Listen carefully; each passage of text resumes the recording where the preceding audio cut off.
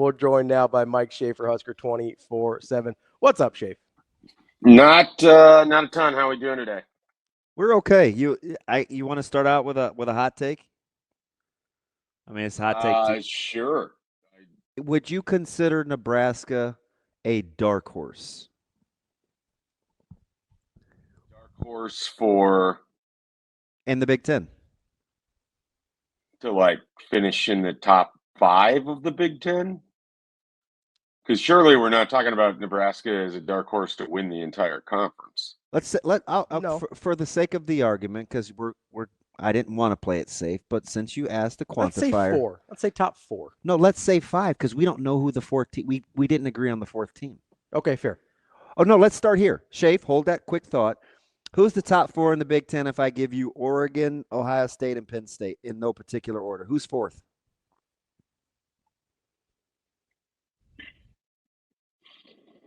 I mean, schedule-wise, Illinois could get there. I don't think there's a clear and obvious team. I want to say USC because I feel like it could be set up to have kind of a strong bounce back. I put them 5th behind, or 6th behind 5th behind Michigan at 4. I don't want to put Michigan at 4. They won't even have their coach for 1/6 of the regular season. So how good could they be? You know, it's only the second time I head detected coach has been sarcasm, that lunacy from the same infraction. I don't know what to do with Michigan though. I mean, they've lost so much talent over the last 2 years. They're going to have a new quarterback. I think they have the same coaching staff that they've had previously. I think we have to be careful, assuming that Michigan is going to be a turnkey top 25 team with a true freshman quarterback. That yes, he is really highly regarded, but we know there's going to be growing pains there, and I just don't. What I perceive to be year in and year out one of the toughest conferences in the country. I just don't look at that quarterback head coach combination and think they're going to rip off 9-10 wins guaranteed. Okay. Well, real quick. Okay, go ahead. So how many teams? So I think top 4 is the right question then. If we don't know who the 4th team is. So that's why I asked him, because I think we needed to set the parameters before. So if we feel good about 3, then let's say the conversation is who is that 4th team? How many teams are you looking at and saying they could be that 4th team? Because we mentioned Illinois possibly. Yeah. We mentioned Michigan possibly. You mentioned USC. Is there anyone else you think can be that 4th team? I just running through it mentally. I mean, Purdue is out. Northwestern is out. I mean, I'll give you the list so you don't. Maryland, yes or no? No. Wisconsin? No. UCLA? UCLA is interesting to me. Top 4 seems like a big stretch. Okay. So I'm going to take. If it was top 7, I could like UCLA feels like they could be 7th next year if things go right for them. I just don't think it's a lot better than that. I'm going to keep going. I'm going to give him the Brian Christopherson question. Michigan State? I don't know what to do with Michigan State. I can't say that I know enough about them. I like their coach. I don't know. I would say no, but they're at least interesting in that they're a mystery box to me. Okay. Washington? No. Rutgers? Nope. Minnesota? Another mystery box team. I don't think they're that good, but could they have one of their weird seasons under PJ Fleck? Absolutely. The problem is, for me, teams 4 through 9, you could put it in a variety of different orders, and I think it could get there. I don't think Nebraska is likely to be number 4, but could they be number 7 or 8? Sure. Okay, last 2 here. Iowa? Yeah. I don't think so. And Nebraska? And that one I don't want to give an answer on because I don't think they're a 9-win team, and I think you got to win 9 games to be number 4 in the Big Ten. Okay. Now I could be wrong on that one, obviously.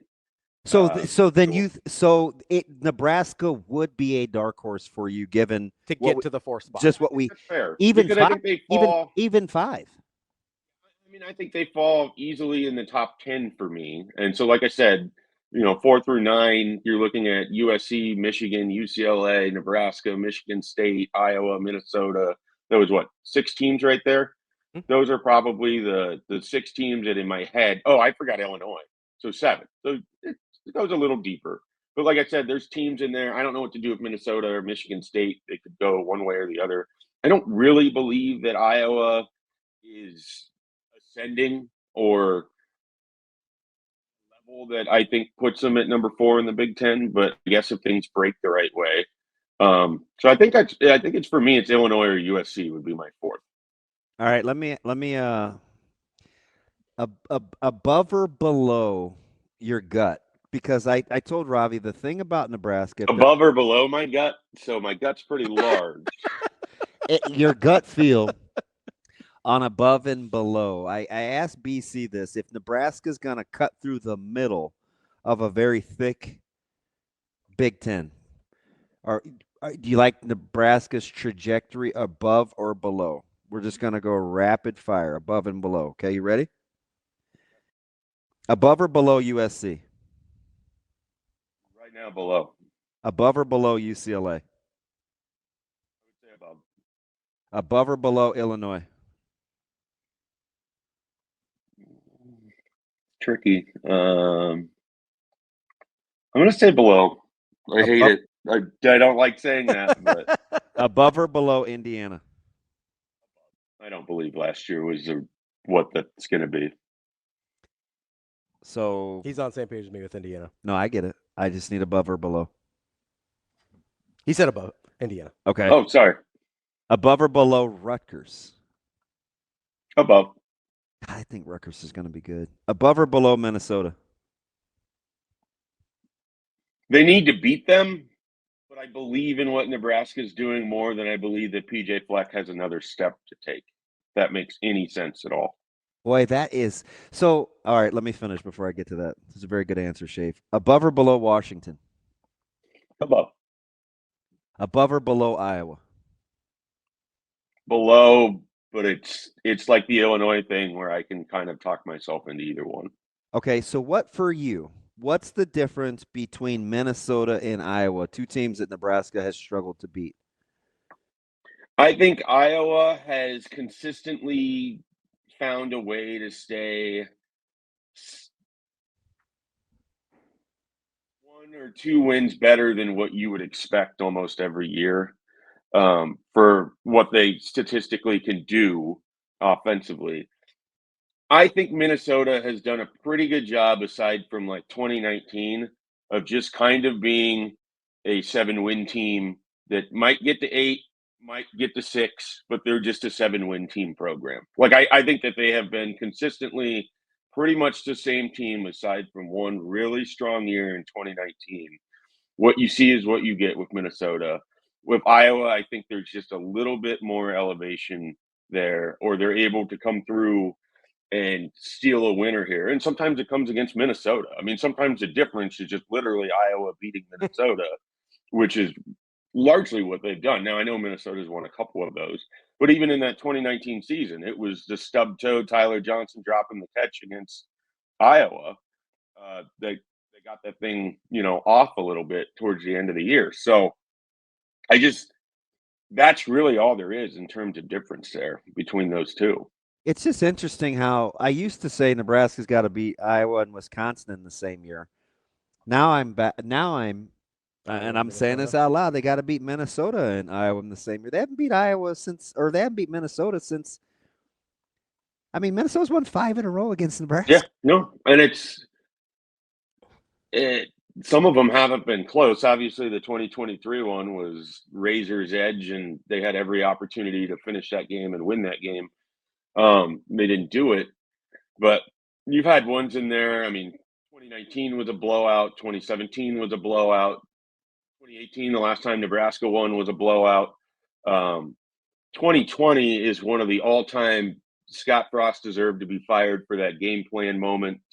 2021, to think back to what happened there, that was right after the Michigan game where everybody's high on what Nebraska can be. And the very first play of the game was like a end around with Brody Belt, if I recall. And so that didn't start off with a bang following up that performance. Like they just 22, Nebraska had them, 10-0 at home, I think. And then they just couldn't score. I mean, they didn't have offense. So it's been there for the taking. But again, Minnesota, similar to Iowa, does a nice job of not giving you a lot of opportunity to take advantage of their own mistakes, because they don't make a lot of mistakes. When they have, it's inexplicable decisions like the weird they tried that reverse pass that left them with a super long field goal in 23, where it's like they could have just kept slowly chunking their way down the field. Don't do anything overly special. They just let Nebraska just get into their own issues, and then they take advantage in the fourth quarter. I mean, it's the recipe for beating Nebraska hasn't exactly been like some super secret formula. Wait for them to Let them make mistakes, take advantage of them, and then watch them self-destruct in the fourth quarter over and over and over and over.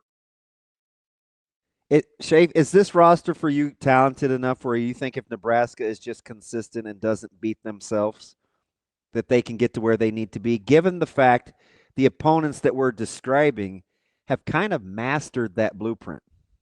Yeah, I think Nebraska can get there, but I think we are also at that point in time where, and I was thinking about this for something I want to write, of like 5 things I want to see in 2025 that'll tell me Nebraska is going in the right direction. And one of those, and this is like a really situational dependent thing, but you get an opportunity or 2 or 3 or, some years 5 or 6. You have the ball, you're down or it's tied, fourth quarter, less than like 5 minutes to go. Go score the go-ahead touchdown. Go finish a drive in the fourth quarter. Nebraska has not really done that. I mean, Stumanji has the stats wherever they are. They go up every year about how few points Nebraska's gotten in those situations. Show me that you can win the game in crunch time on offense, that you have the ability to take care of the ball, to go down the field, to score and win the game. Because how many of these games that we've talked about that have been 50-50, or Nebraska, Iowa, Nebraska, Minnesota, Nebraska, Wisconsin, Nebraska, Northwestern, Nebraska, Purdue, every one of those teams, Nebraska, Illinois, every single Big Ten West team, RIP, they have had an opportunity to score on a final drive and didn't do it in the last 5 years. And I know that that's not this team's sins to bear, and I know that's not Matt Rule's necessarily sins to bear, but last year you had a chance to do it against Illinois, couldn't do it. Had a chance to do it against Iowa, couldn't do it. Had a chance to do it against Ohio State, couldn't do it. Had a chance to do it against USC, couldn't do it. You have to eventually show people that you can win a game in the fourth quarter if we want to talk about you being a consistent team. You have to show people that you have the ability to go 75 yards, score the touchdown, win the game. It can't just be, we've got to get a field goal, our defense can hold it here for us. How many times has Nebraska's defense played a great game and then hadn't been able to finish off that final drive against an inferior offensive opponent? Maryland 23, Minnesota 23. I mean, we could run through the list. Like it is definitely out there. And so I want to see Nebraska's offense finish a marquee, important drive to put their team up late in the fourth quarter, because it has been, feels like a decade since there's been that moment. And I think they have the ability to do it. They have certainly the pieces in the passing game. You hope that Dylan has taken a step as a quarterback. You have Dana Holgerson now as the offensive coordinator. All of this should be in place that, we shouldn't be having this conversation about, hey, when is Nebraska finally going to have a game-winning drive? I think I need to see it in 2025 to really feel like this is a team going in the right direction, because I don't know about you guys. I don't think they're going to win a lot of games where they just play like they did against Wisconsin and win by 25 points or whatever it is. They're going to have to be able to beat teams in crunch time, and that remains an evasive thing for Nebraska, regardless of who the head coach has been. Schaefer, how much of that for you is just having the right guy at quarterback that gives you the confidence to be able to do that? I mean, they had Adrian Martinez for 4 years, and say what you will about Adrian, he was a bad quarterback. I mean, think of some of the quarterbacks that have done it to them. Like, think of some of these Iowa quarterbacks that have had game-winning drives. And yeah, there's Nate Stanley in there, and he's solid. Everybody that isn't Nate Stanley or CJ Beathard or whatever have been able to do. Like, I don't think it comes down to just having the quarterback piece. You've got to have the playmakers on offense that can get it done. You got to have the right play call temperament. You got to have the ability to know what your team is and finish things out that way. I mean, it's just Dylan is a big piece of it, and I have confidence that he is going to be a better player, and I'm really excited to see what he is in 2025. It has to be other people. Other people have to step up. You know, it wasn't just Adrian Martinez's fault if they didn't score on final drives. Now, he could have played better, but I just refuse to believe that it's just as simple as, well, they have a better quarterback now, because Dylan still has to prove that he's better than what we've seen from Adrian Martinez and everything else. And so if that's Emmett Johnson making a couple people miss on a quick pass out of the backfield, if that's I'm even blanking on the receivers, Dane Key or Isaiah Hunter or Ja'Cory Barney, like, someone just go make a play. Like, it just shouldn't be this hard to expect a football team full of good athletes for somebody to make a play in crunch time. And yet the only fourth quarter play that really comes to mind to me was Tommy Hill picking that ball off in 2023, and Nebraska still losing that game in regulation. Like, it just, you think about the crunch time final 2.5, 3 minutes, like, that's what comes to mind. And that's the best that you have, is that you were at the 50-yard line and you didn't manage to go forward, and your quarterback hit the linebacker directly in the numbers, and then they rip off a 27-yard run and knuckle over a field goal for yet another terrible loss in the Nebraska-Iowa series. Like, it is rough. Someone make a play. Aiden O'Connell made a play in 2019. You know, like, guys can do it for other programs. Why haven't they for Nebraska? Talking with Mike Schaefer, Husker247. So, Schaefer, if I'm sitting here and I feel like I'm more optimistic than most about the fates of this team. If you're sitting here, you guys are relative to me. I feel like compared to where I was last year. Well, I am relative to batten the hatches down. Yeah, like and I think that. I think I know more about this roster than most, and I'm still closer to you. Like, I think this is I think they could be a good football team, but history says you have to be willing to put that aside. Yeah, I think a lot of the history graduated, and I'm okay with it. And so I'm entertaining that. You know what I mean? Like, I think a lot of what we're talking about with a lot of because we asked BC the very same question almost. Yeah. Of the over-unders. They couldn't be more different. Yeah. So I sit here and I look at a lot of the things that Schaefer was just talking about here, with guys not making a play and guys continually just kind of letting it dribble down their leg. You're actually encouraged by that as opposed to discouraged. I'm encouraged because, and I don't mean to sound mean, but most of those guys are gone now. I hear you. We have a different group of guys and a different group of coaches that there's been sort of, I don't want to say a clean break. The different coaches, different players, and you still haven't solved the fourth quarter equation in 8 years, 9 years. Like, we can talk about who's here and who hasn't been here, and I'm not saying that it's systemic to the program, but at some point you need to see somebody make plays. You need to see somebody do something to have confidence that this is going to happen. And I'll be honest, I don't think close and late is where I feel super confident in Matt Rule. So that's not a huge positive in my book either. Yeah, so I sit here and I go, okay, I believe in Dana Holgorsen as an offensive mind. I believe in Dylan Raiola as an offensive talent. And I sit here and I go, okay, if there's things that Nebraska needs to overcome, because here's what I think comes down to when we're talking about all these other teams, and DB's talked about this a lot, all these other teams making drives or plays or whatever at the end of the game, is Nebraska's been really, really bad at taking the gimmies. What do you usually have? That's my thing. What do you usually have late in games because teams are trying not to get beat, right? You tend to have gimmies. Nebraska's been terrible at that. So if Nebraska can go out. Yeah, I've said, Schaefer, that I think that's the key for this team is to take the gimmies. You got a guy open downfield, hit him. Other teams don't miss that against you. You get one-on-one with a guy, Well, what's the thing that drives us crazy all the time, right? If it's a 3rd and 6 and our guy's playing 8 yards off, get the 6 yards. Yeah, right. Nebraska never gets the 6 yards. Teams do it to us. I'm like, so we've got these guys, Schaefer. I've been asking this question for like the last month. Would you take is this team good enough to just take the consistencies, or is this team you're thinking, well, these other teams are consistent. They need to make these 3 or 4 plays a game to set themselves apart. You sound like you're more towards the 3 or 4 plays a game to set them apart more than just being consistent. Is that accurate? I think so. That's like TK and those guys. That's what they think.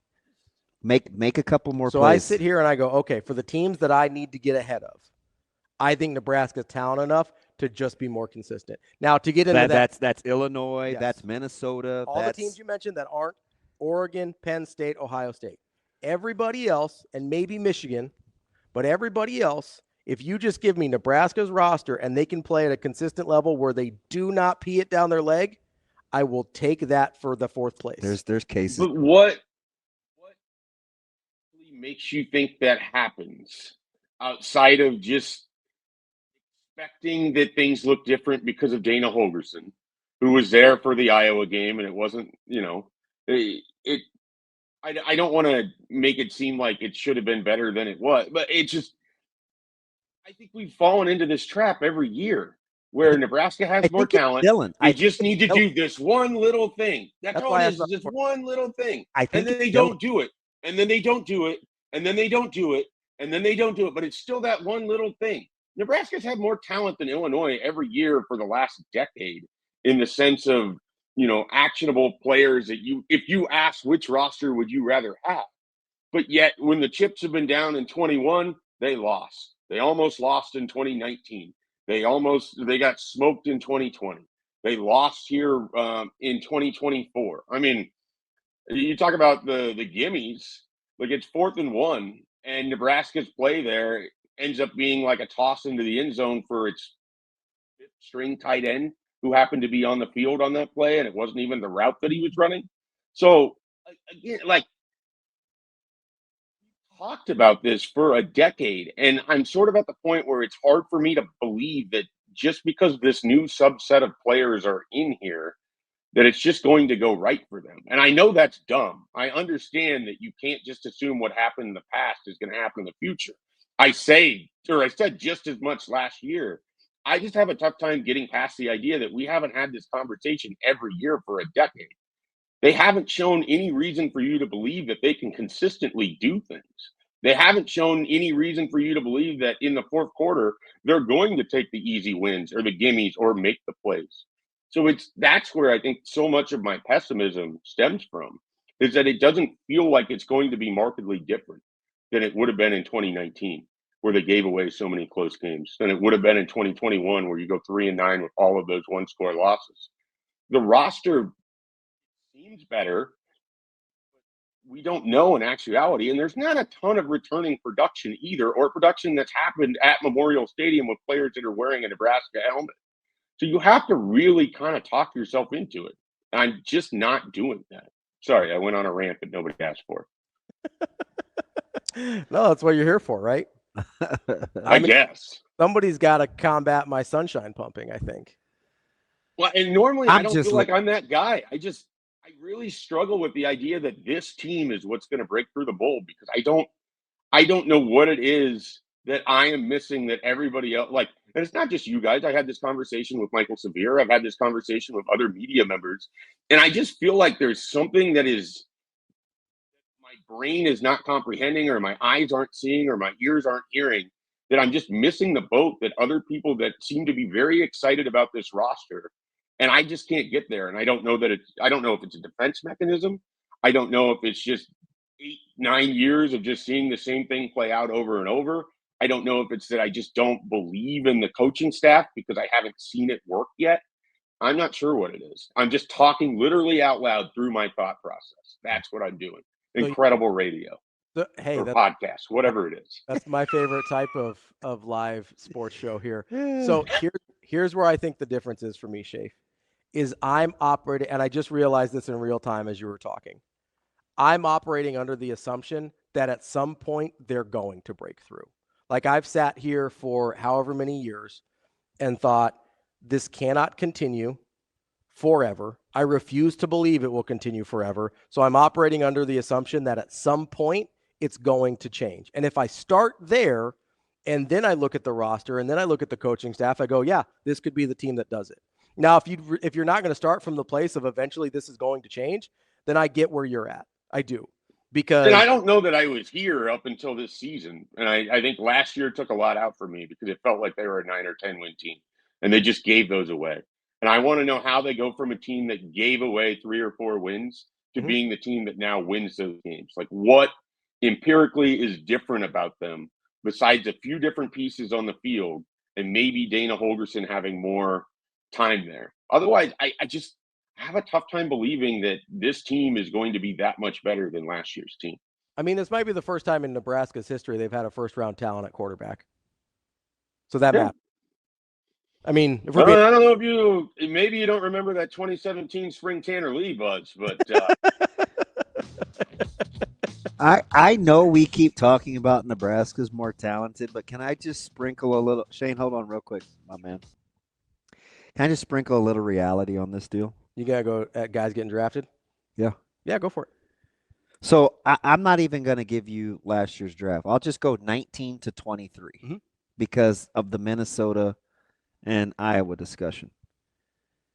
You know, Nebraska, Schaefer, is tied for 5th. They hold the 15th spot all alone by their lonesome with draft picks. Do you know the 3 schools behind Nebraska at 16, 17, and 18? in the Big Ten, In the Big Ten. From 19 to 23. I'm trying to keep it current so we don't get all the way mucked up. Okay, Indiana is 1. They're 18. Who's 17? Weird that I want to say this, but I want to say UCLA is not. Okay. 1 is out. I think. No, the Northwestern. Correct. Yeah, that's one. Okay. And was that the obvious one? No. I don't know that there's like a. So the other one Rutgers. is Rutgers. Rutgers, yeah. Okay. Do you know who's I ahead? feel like Rutgers has like a pretty steady diet of like 2 to 3 players taken on day 3 by Bill Belichick every year that he's been a head coach in the NFL. So Northwestern since 19 has had 2 years without a player drafted, but they also have 2 years where they had 4 and 3 respectively. And they have 8 total. So they had 2 years where it's like they did the bulk of the work. Nebraska hasn't had a year outside of 2022 where they had more than 3. Do you know who's ahead of Nebraska? Purdue. Michigan State with 11. Illinois with 11. Purdue with 12. Maryland with 14. I told you this the other day and you laughed at me with Minnesota. Minnesota has almost twice the number of players drafted than Nebraska. And that's fine. Right? So I just think it's funny that we keep talking about teams we're supposed to be better than. The draft tells us otherwise. But here's the big difference we're talking about here. And this is why it's important that we talk to Schaefer and the guys from 24/7 all the time. The difference is Nebraska gets better players on the front end. Those programs churn out better players on the back end. I 100% believe that development is part of the discussion. So that's the thing. And that's what you're hanging your hat on. That Nebraska's been so bad at development that if they just stop sucking at it, then all of a sudden things change. And I think I think this turnover stuck at it. And they're clear. And the turnover. Yeah. I shouldn't say clearly. The attrition. It just seems like it's a better staff on paper. Yeah, I am willing to. I just want people to understand the talent discussion. Listen, I do understand the talent discussion, but I think there is a huge difference between bringing in talent and actually getting something out of that talent. Understood. Nebraska's been it's a very two-pronged approach. Yeah. Schaefer, look at you guys that versus the recruiting stats coming in. Oh, I know. The disparity is enormous. It saddens me. Sorry, Schaefer, go ahead. Do any part of you guys struggle with the NFL discussion in terms of talent because what they're looking for and what they want isn't exactly the same thing as collegiate players? Like, give me John Bullock every damn day at linebacker, and I don't care if he didn't get drafted. But I will it say matters. this, Shay, because you know what's funny about that discussion? See, this is why we vibe. Even more people think he's more negative than me. We think a lot alike. Bullock is my number one player on the undrafted list to make a roster. I completely agree with you. And I Look also where he went. He went to I Lulla, Nebraska, down there in Tampa. I also asked Ravi, What did I say? we have to be prepared going forward if we're going to continue to make this correlation of development in terms of players drafted, because I think they're two different things. I think it's an easy way to look at it. I don't like it. I don't love think it, it's though. super linear, but I do think it's the easiest way. But to what do measure. people always drum it down to, Schaefer, especially in your industry where you talk recruiting and then rankings, is people they interchange the development piece with guys getting drafted. Well, yeah, they lose their mind like Kirk Herbstreit talking about how many first-round picks 2001 Miami had, which made them the greatest team of all time. Like I just think like the NFL draft and what they're trying to do is not always the same. You have this thought all the time when you watch high school players, Damon, because you'll see a guy that you don't understand why is being recruited versus a player that is significantly more productive, that is significantly better at what he's doing, but he lacks the projectable tools necessarily that a college team might be interested in. Braylon Prude is in Nebraska's 105. It's not even close. He is 100% safe on a roster, and nobody had less high school production than Braylon Prude, who barely played for Shadow Creek. I think it was Shadow Creek down there in Texas. But Nebraska loved his measurables. Yeah, our best defensive they're player. Excited about him right now. So our best defensive player barely doesn't have any offers. Quentin Warren. Yeah. He is an unbelievable football player. Unbelievable football player. Always that when we have this discussion too. Sorry for running long, and sorry for all the it's not rants. even really long because I wanted to get to Jace Reynolds, but I guess Ravi and I will talk about Jace Reynolds by ourselves. I was gonna say we'll get back to it. Good stuff as always, Schaefer. Always appreciate the conversation. We'll talk to you soon. Thanks, Schaefer. All right, guys. Thank you.